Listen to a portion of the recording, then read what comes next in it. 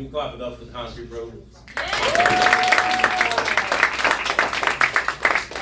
Before I get started, y'all want me to spit my joint at least on Spotify? I'm not gonna do that. Y'all can go check it out.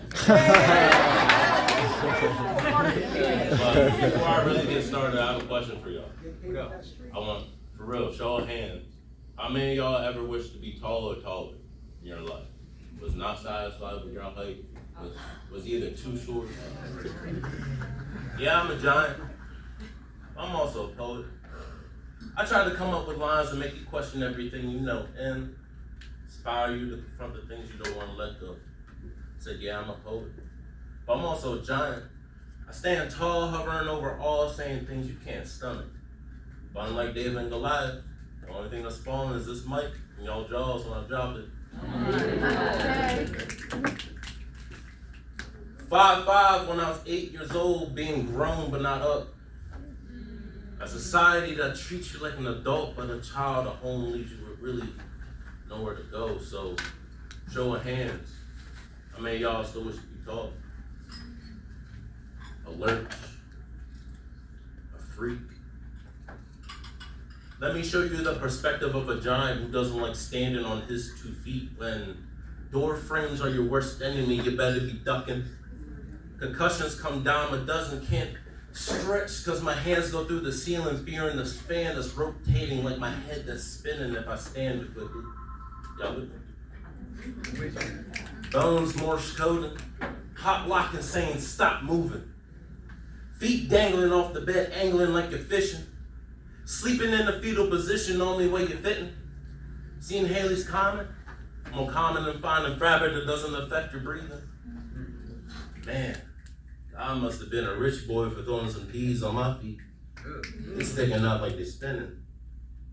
My body going in the opposite direction every time sports is mentioned, so I don't get asked the same 21 questions. I'll give you 50 cents. If you don't give me your 2 cents explaining how you think I'm big for nothing, but the opinions kept flying. Young me couldn't handle it. Started dishing out 4-piece McNuggets like I was loving it, but I hated it. Come on, dog. I seen enough violence in my life. I didn't want to be the cause of it. But they saw the big kid and was like, street cred. But they were writing checks they couldn't cash, and I got labeled as dangerous for what? Defending myself? Everyone saw Goliath when I was really a David, but that didn't prevent the affidavits coming in. See, I was a victim of people's assumptions, but that didn't prevent me from helping. Even though the people were screaming when they saw the giant coming, like I was feet 5 for fumbling. That's why Shrek is relatable. John Coffey, my spirit in them.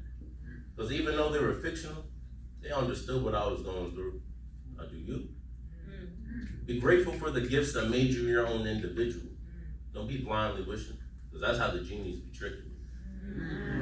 Before I get off this mic, I just want to say that John Coffey, even though in the movie The 8 Mile was fictional, John Coffey was actually based off a real person. He was a 14-year-old African-American boy who was falsely accused of killing 2 innocent little girls.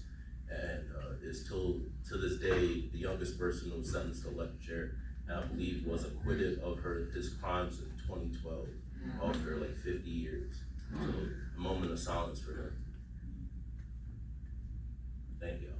Y'all can find me on Instagram under the Griot John.